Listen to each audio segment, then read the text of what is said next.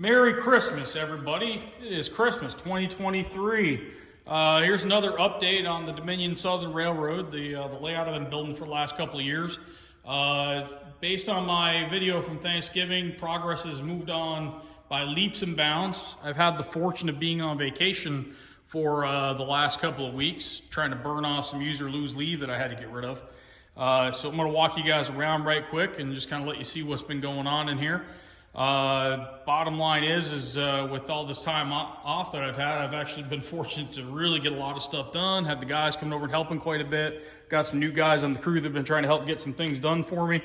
So in any case, we're starting over in the other side of the room from where I usually start. So mixing up a little bit. But in any case, I'm going to try to make these video updates probably a little more frequent, maybe once a month, but probably more likely to be every other month or something like that. Certainly more than every 6. Because we're actually starting to make progress a lot faster than we were. In any case, so as you can see, I'm over on the what ultimately is really the northernmost end of the CSX line, although it is continuous running, so saying it's the northernmost end is kind of a bit of a misnomer. Anyway, so I'm back down here. This is actually this is the beginning of a very large river crossing. The bridge is currently under construction with a friend. That bridge, when it's done, will take up this entire gap. It's about 14 feet. You can see that Cam recently here started cutting down the what will basically be the riverbanks. I think this may have been done during my last video, but in any case, here's another look at it. The different levels of the bank have all actually been glued down at this point, including the base of the river. But we probably won't do any real detailed scenery for several months yet, but you know, got to get the bridges here first. So you can see here we've got the main lines down for the road bed. So the main line cork is down and in place. So we're just kind of working our way around. We're actually going railroad southbound on the CSX line. So you can see here is, you know, I'm working my way around. This is the last lengthy wall that I have to run before I get over here to this other side and start running back around. But in any case, so coming up here, did a little bit of work tonight trying to make some accommodations for another bridge, a custom model railroads out of Baltimore. I have one of their 2-track lift bridges that Cam's actually in the process of building out right now. But that'll be going right here as we get that finished. But we had to cut the bench work down a little bit to accommodate the height of the bridge, you know, and also to obviously make it so it would line up with the track level at the top of the base foam. So you can see here, this is where I left off this morning, laying the 2 main lines. So my current goal is I'm trying to get the main lines on the CSX level fully laid out and wired, powered, the whole 9 yards, so that I can basically have at least 2 sets of tracks, main lines, if you will, already ready to rock and roll, continuous running. So if I want to do another open house or whatever, or I just want to come out and run some trains for the hell of it, you know, I could do that, right? It's not one of these things where I can run it to one end of the railroad and take it back the other way. I could actually just run it around and keep letting it going. The other thing that being able to do continuous running will help with is when I want to get down here and keep testing more of the staging yard and keep working through that and, you know, bringing that out, I could basically just run the train at a relatively slow speed and then just keep throwing switches and let it run and find out where she derails and where I've got to, you know, where I've got to do some track work. Because I'm sure there's going to be some.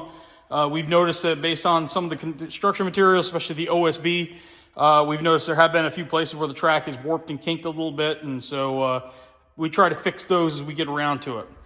But in any case, so yeah, we're back over here looking at the first river crossing. So this is the smaller river crossing. Here's the main lines where they've been laid. As you can see some red and blue feeder wires that are at various spots. Those are effectively redundant electrical, so obviously you'll have conductivity through the rails themselves. But this way, it ensures that every single piece of track will have a backup feeder to get power to the tracks.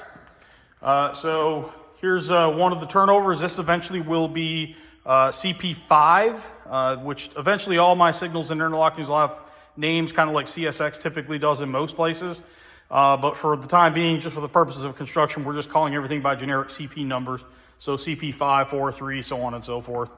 Some more feeder wires that I just got done putting in place. This here is actually going to be one of the, this is actually the yard lead or the entrance to CSX's Riverside Yard. You can see just up ahead. So I'm not worried about laying yard tracks and sidings and things like that quite yet. my focus, once again, as I mentioned a few minutes ago, my focus is to get the main lines down, get them fully connected, get them fully wired, get power to them, and get them working. It is worth pointing out that most of the turnouts in these crossovers, these are number 10 crossovers. So these are fairly long switches, so they ought to look really good with more modern trains like double stacks, auto racks, and things like that, not very tight curves. Now the yard lead back here that we were just looking at, that is a number 8 turnout, or no, yeah, actually that is a number 8 turnout that's back there. Most places on the main lines, it will be number 10s as crossovers, and some wherever I could, I put number 8s, or worst case scenario, I put number 6s, as in up here in this case where you see a couple of switches set up. And these are actually going to what will become the belt line arrival departure tracks. So the main lines are the 2 closest tracks to us at this location, and the 2 closest to the wall are the belt line arrival departure tracks. So due to selective compression, realistically, the belt line tracks would actually be a little bit distance away from the yard, not too terribly far, but they certainly wouldn't be parallel to it. But due to the nature of selective compression, we push them back here. And then from an operations perspective, that'll be where the yard or the port district turn picks up and drops off its cars for classification at the yard. So all this gray area that you're looking at, this is all eventually going to be CSX's Riverside Yard. Yes, I realize those are NS engines sitting there. That's these are just a couple of test engines, but that is as of right now, that is a roughly 40 car PGNX coal train just sitting there. Basically, I'm just using this as a test train amongst some other miscellaneous freight cars around the layout. It's worth pointing out that the main lines, although it may be kind of difficult to see in this video, the main lines are all super elevated. So anytime you see a curve, there is some degree of super elevation. In fact, in this corner, the next corner we'll get to, I actually use styrene shims. But then John Swanson came over and mentioned that, hey, the way we did it on my layout is we actually used fishing line. So gave it a try, and I really liked that approach. So the difference is on John Swanson's layout, we'll go back over here real quick. On John Swanson's layout, he's doing a little bit of an older era, so he's back in like the 50s and 60s on the old Penzi. So they didn't have the weight and the speed of trains going on lines the way they do these days. So the super elevation in his isn't quite that high. So what I ended up having to do is I used some 0.030 millimeter or 0.030 inch fishing line for the kind of the lighter curves, if you will, or the longer curves. And then these bigger, steeper curves or the tighter curves like these, again, 48 inches minimum. I think this one's like 52 inch. Then we use that bigger wire. You see that spool sitting back there? That's actually 0.060 inch. Basically we graduate to that really in the tight apex part of the turn, and then it graduates back down to the thinner wires we get around and straighten out. But they really look good when we do the super elevation. The trains lean into it really nicely.